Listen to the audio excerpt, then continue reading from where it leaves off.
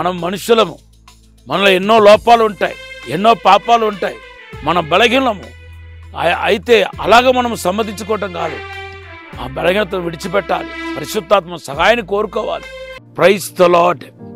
యేసుక్రీస్తు నామములో మీ అందరికీ శుభములు తెలియపరుస్తున్నాను. మీరందరూ బాగున్నారా?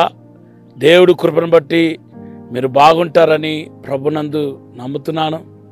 దేవుని బిడ్డలారా, మీరు యేసుకు చెందినవారు.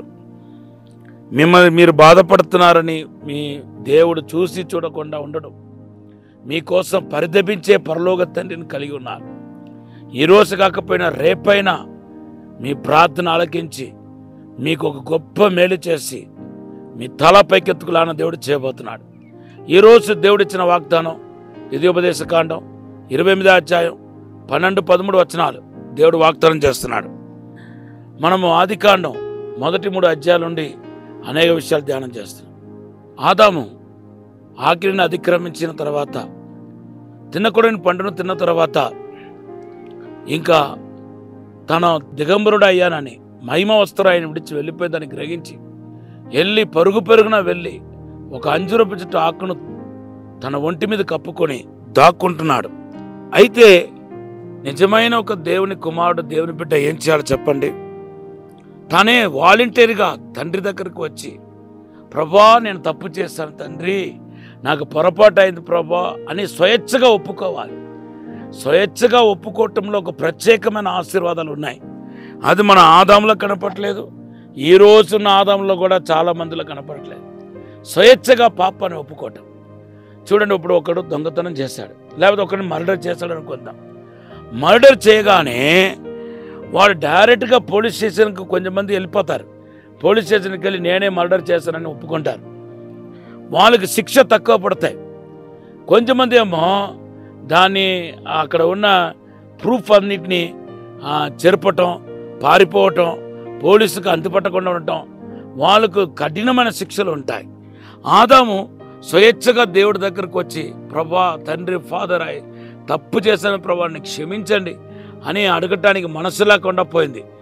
దానికి బదులుగా తన తప్పును కప్పిపుచ్చుకోవడానికి ఆయన అంజురపాకులతో తన శరీరాన్ని కప్పుకొని ఏమి ఎరిగినట్టుగా, దేవుడు నోరు తెచ్చి అడిగేదాకా మాట్లాడలేదు, ఏమి ఎరిగినట్టుగా ఆయన అంజురపాకులతో కప్పుకొని దేవుడు మాట్లాడి పిలిపించి అడిగేదాకా, ఏం చేస్తావు నువ్వు, ఎందుకు ఈ వేషాలని గట్టిగా మందలించేదాకా నోరు తెరవకుండా ఉన్నాడు. అంటే దేవుడు కళ్ళు మూసేయాలనుకున్నాడేమో. ఇది పొరపాటున కూడా దేవుణ్ణి కళ్ళు మూసి మనం ఏమి చేయలేము. దేవుణ్ణి మనము తప్పు చేసి దేవుని సమాధానపరచలేము. తప్పు చేసి తప్పు చేయలేనట్టుగా దేవుడి ముందు యాక్షన్ పనికిరాదు.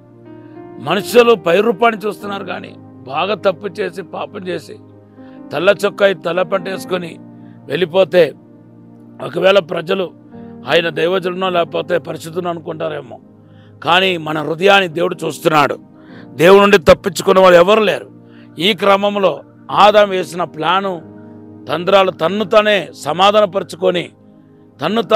సమాధానపరుచుకొని నేను ఇలా ఉంటే దేవుడు కనపడదు, అలా ఉంటే నన్ను దేవుడు పట్టించుకోడు, దేవుడికి కనపడదు ఏమో చెప్పి పెద్ద ప్లాన్ వేస్తాడు, కానీ అవి అంతా ఉట్టిదైపోయింది.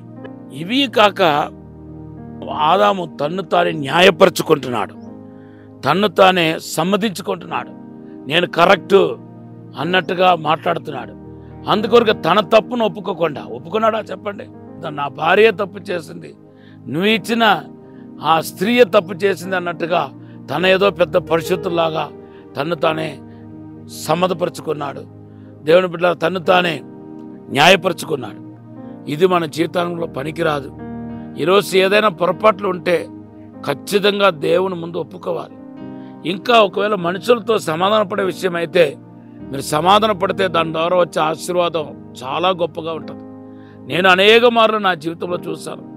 ఇతరులతో సమాధాన పడినప్పుడు ఎంత ప్రసన్నత వస్తుందో, ఎంత సమాధానం వస్తుందో. దేవుడితో ఏదైనా మన లైఫ్లో పరిశుద్ధాత్మను దుఃఖపెట్టి ఉంటే క్షమాపణ అడిగినప్పుడు ఎంత తేలికైపోతుందో హృదయం.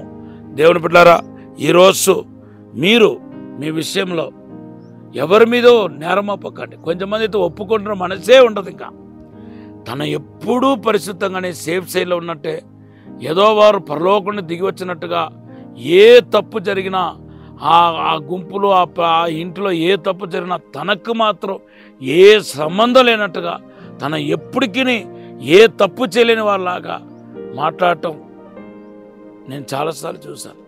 మీరు అలా చేయబాకండి. మనం మనుషులము, మనలో ఎన్నో లోపాలు ఉంటాయి, ఎన్నో పాపాలు ఉంటాయి, మన బలహీనము. అయితే అలాగ మనం సమ్మతించుకోవటం కాదు, ఆ బలహీనతను విడిచిపెట్టాలి. పరిశుద్ధాత్మ సహాయాన్ని కోరుకోవాలి, దేవుని యొక్క సహాయాన్ని కోరుకోవాలి, దేవుని సన్నిధిలో ఆయన పాదాల దగ్గర పడి విజ్ఞప్తి చేసుకోవాలి. అప్పుడే మీరు ఆశీర్వదించబడతారు, దీవించబడతారు. ఈ సమయంలో ఒక చిన్న ప్రార్థన చేస్తాను. పరిశుద్ధము నమ్మకమైన పరలోక తండ్రి, మా తప్పులను, మా బలహీనతను, మా లోపాలను ప్రభా తని న్యాయపరుచుకొని, ప్రభా మమ్మల్ని మేమే సమాధానపరుచుకొని ప్రభా తని ఉండకుండా సహాయం చేయండి ప్రభా. యేసు నామములో తండ్రి మా యొక్క లోపాలు ఒప్పుకొని విడిచిపెట్టే మనసు దయచేయండి. డే బై డే మమ్మల్ని పరిశుద్ధపరచండి, శుద్ధీకరించండి ప్రభా. నీతిగా, యథార్థంగా, నిజాయితీగా జీవించే కృప దయచేయండి. పరిశుద్ధాత్మ స్వస్థత అభిషేకం ప్రతి ఒక్కరు తాకిన గాక, యేసు నామములో విడుదల వచ్చిన గాక, యేసు నామములో దైవిక మహిమ తాకిన గాక, అద్భుతమైన శక్తి మిమ్మల్ని నింపున గాక. మీరు ఆశీర్వదించి దీవించి బలపరచమని యేసు నామములో అడిగి వేడుకుంటున్నాం తండ్రి, ఆమేన్. ప్రభువును దీవించినాక 2వ తర్వాత 7, 13, 14 దేవుడు మీకు వాగ్దానంగా ఇస్తున్నాడు. God bless you.